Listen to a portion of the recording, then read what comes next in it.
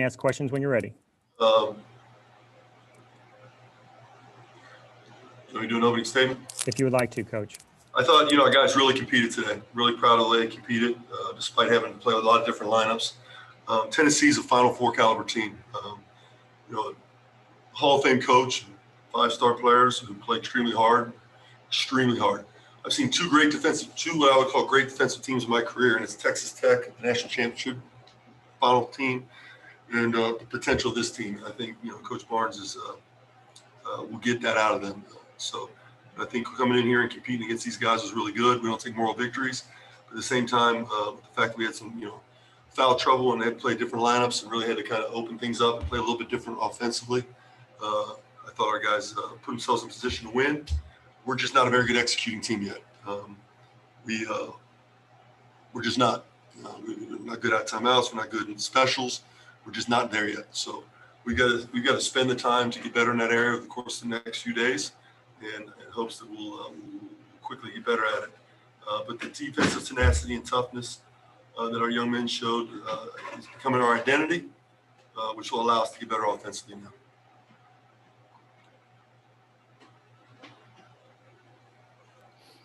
Coach, the foul disparity, free throw disparity was obviously big in this one. What did you attribute that to? Did you feel like there were calls you weren't getting? Did you feel like it was too much fouling on your guys' part, or maybe a combination? Yeah, I think there was too much fouling on our part first and foremost, and I thought we got really, really, really tough calls late.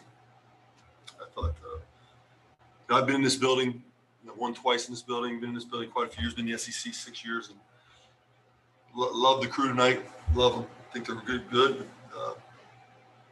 They'll have tough days. I just thought the discrepancy was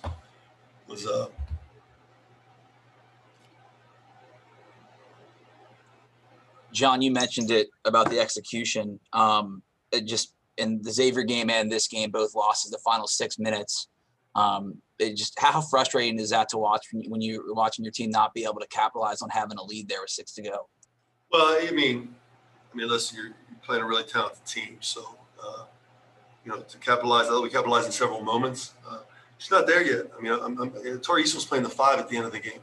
Okay, so there's no way he's going to know the 5 spot plays. No way. So we had to change everything. And I thought our coaching staff did a phenomenal job. Our assistants were great. We opened up our offense. We put guys in different spots and just started playing off what Tennessee was playing us. Kind of scrapped the playbook a little bit, and it took what they gave us.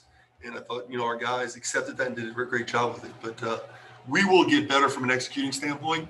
We can look at it as the last 6 minutes, and that's true. And we got to get better. In Cincinnati basketball, we will get better. But at the same time, you get 3 points taken off the board on a step back 3. I don't know. I guess I look at the tape. I thought everybody steps back now.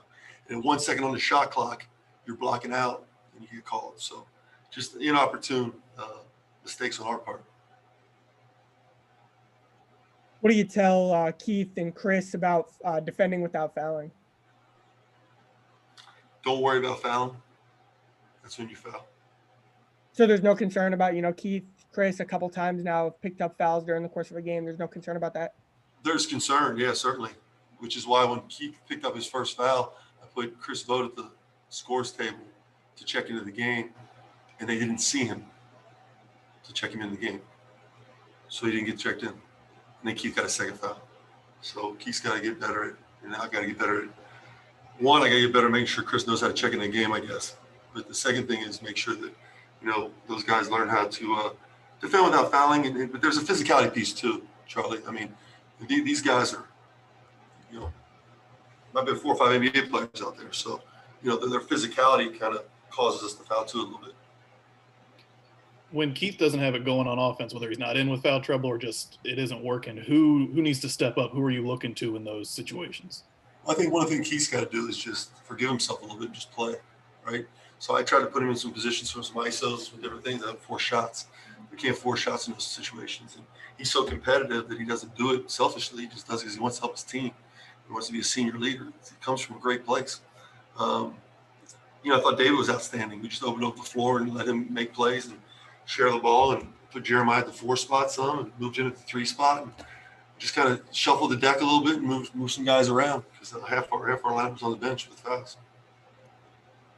Which I know this is the first game you guys have had without Mamadou, but going forward, how do you adjust, or what do you do to kind of compensate for not having him on the floor now, or is it even as an option? Yeah. Yeah, I don't know. I mean, it's the first game without him. I mean, JD will play some more four. Hopefully not getting as much foul trouble. Play more zone at times. I mean, Mamadou was playing 7.5 minutes for us, so I don't think it'll be earth-shattering what we have to do. Did you maybe change up the style of zone that you were playing with the wings a little bit higher up, or was it just the 1-3-1 and that's how it played out based on their positioning? We played two different zones tonight. Yeah. 3-2. Played two different zones that kind of morphed between 3-2 and 2-3. It's a zone I played for years, and felt like it gave them problems. It's not typically my teams don't typically change defenses a lot. It felt like we needed to in this game, especially with the change of positions. You got a lot of guys, out of traditional positions. I'm just curious. Is teaching Tari more time at the 5 something that maybe has to happen now going forward, or was that just situational with Rap and Vote? Yeah, it was situational. I mean, pressing line at the end of the game, you start creating turnovers and stuff. I don't foresee that because I think Chris and Rap will be really good at those positions, but in spots maybe we'll have to. I'm just curious. Obviously, you're down a big. Is there any chance, Locking comes back at some point this year, or any chance maybe even that Mamadou opts back in if kind of the COVID situation changes? Well, I have no idea. Certainly, we're going to support him. That there's a reason that's in place. That the NCAA put that in place, and the University of Cincinnati has that in place. So we're certainly going to support him through this time. And our athletic trainers and team doctors will let me know when Victor's available. I don't think that's anytime soon. How much does the foul trouble prevent you from maybe wanting to press and play as tight a defense as you prefer to, especially late in games? Well, it causes us to change defense just a lot. I can't play our man-to-man.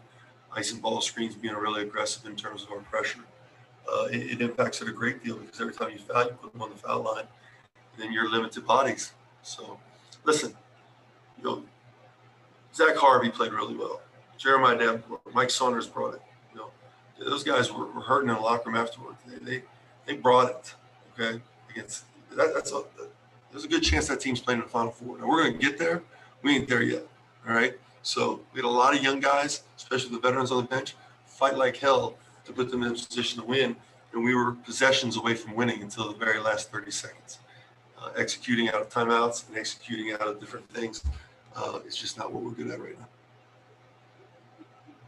Is it encouraging that whether it's turnovers, fouls, execution, I assume you view those as things that are correctable and will get better? Is it encouraging knowing that's kind of the only thing that seems to be holding you back in a lot of situations now? Because we can correct that. That's my job, and I'm gonna do my job. So I'll be able to correct that, and our coaches will be able to correct that. What you can't do is, you can't teach emotional, mental, and physical investment. You can't teach emotional, mental, and physical investment. It has to come from who you are.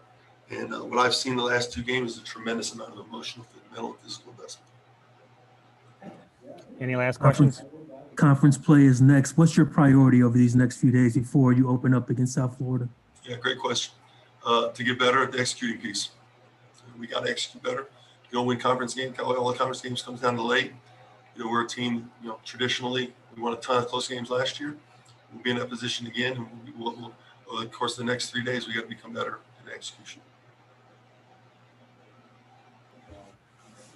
All right, Coach, we appreciate your time. Thanks so much. Thanks, John. Thanks, Coach. Thanks, Coach.